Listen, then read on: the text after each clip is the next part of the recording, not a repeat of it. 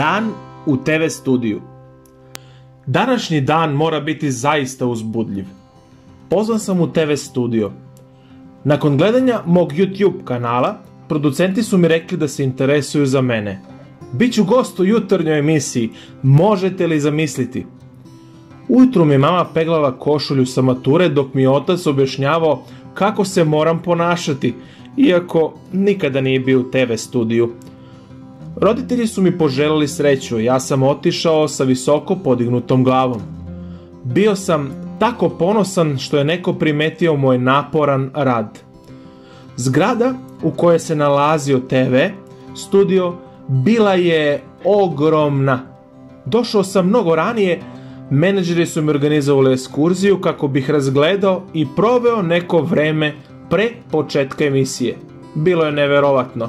Snimali su svuda. Na putu sam upoznao dosta poznatih glumaca, čak sam i snimio neke fotografije sa njima.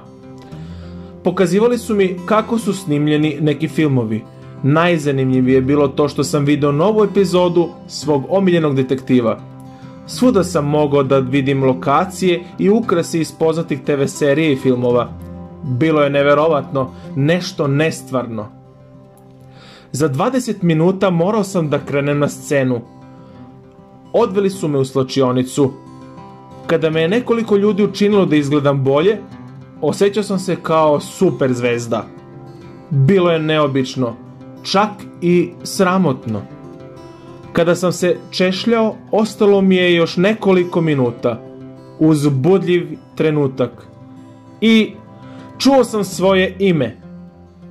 Svi su pljeskali i otišao sam na pozornicu. Zauzeo sam svoje mesto u blizini snimatelja. 30 minuta razgovarali smo o mojoj ideji da svaki dan provedem na drugačiji način. Tada je došlo vreme za telefonske pozive iz publike. Mnogo ljudi je poželelo da se oporavim, osjetio sam pozitivnu energiju i to me je inspirisalo. Kada je emisija bila gotova, glavni producent mi je prišao i ponudio mi posao. Želeo je da moj YouTube kanal napravi TV program. Bez razmišljanja, 2 puta sam im se zahvalio za taj dan, ali moj kanal je moj život i nisam spreman da ga delim ni sa kim.